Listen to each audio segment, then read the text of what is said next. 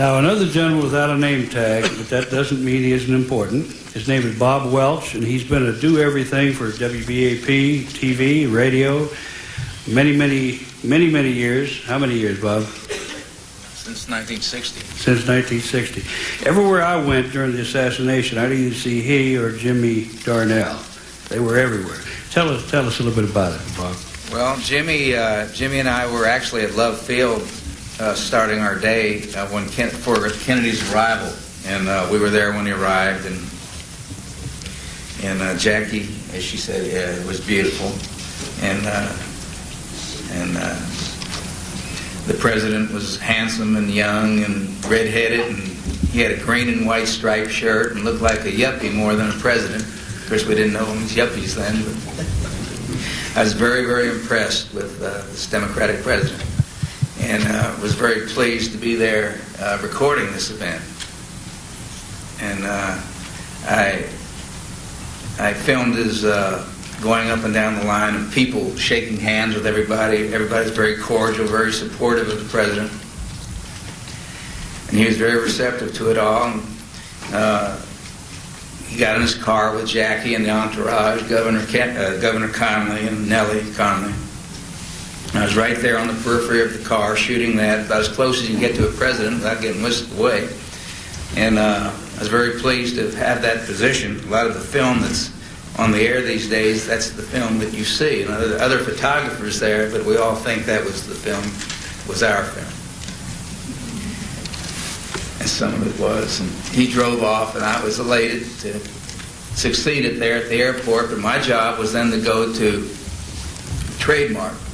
Jimmy, in turn, was getting in the car to follow the president. There's only two. As Eddie Barker earlier had said, there's 34 people or whatever at KRLD. And we may have had that number at WBAP, which is now KXAS.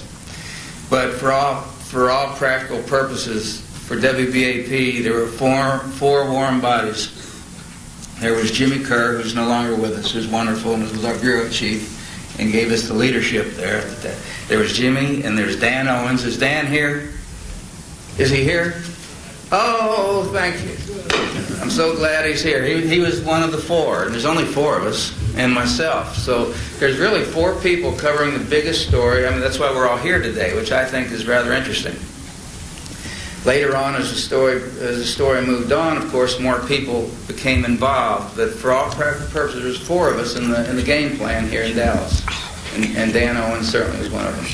And so anyway, I went to the Trade Mart after the arrival, and everything was fine. I was excited. I had my position. I was supposed to, excuse me, I was supposed to film his arrival at the Trade Mart. I'm standing next to a squadron of motorcycles, long line of motorcycles, outside the main entrance of the Trade Mart. From out of nowhere comes, in a very loud, as it was related to earlier, message that there's been a shooting in the motorcade. Horrible message for a young man. I was 27 at the time.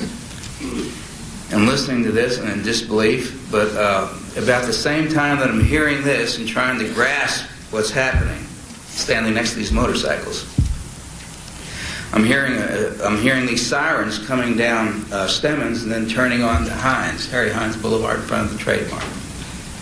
I see it, and as I see it, I react to it. I run toward a news car, which is maybe 150 feet from where I am. I'm credentialed, and I was able to be there parked.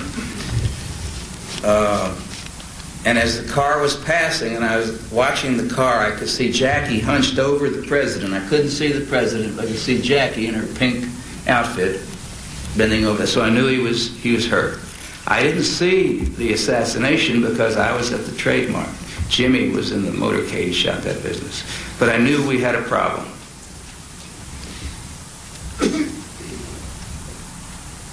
I got into the news car, and instinctively I pulled out of the parking lot of the Trade Mart. Parkland was about a mile or two from where we were. And I pulled in behind the president's limousine, if you can believe that, but I did, out of pure ignorance more than anything else. I didn't know. I just knew I had to get to where the problem was going.